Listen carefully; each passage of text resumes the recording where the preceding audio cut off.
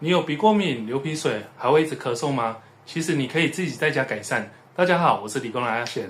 很多鼻过敏是肺气不足、调节力变差，所以遇到天气变化就开始打喷嚏、流鼻水。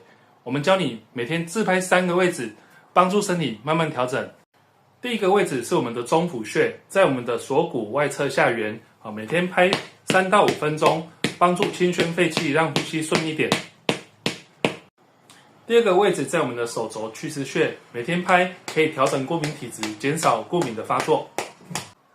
第三个位置在我们的大鱼际，在拇指内侧下缘，每天拍有助于润肺，减少咳嗽跟鼻过敏。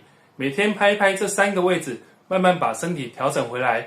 如果这个影片对你有帮助，记得点赞收藏，也可以分享给有需要的人，这样才可以常常看到我们的影片哦。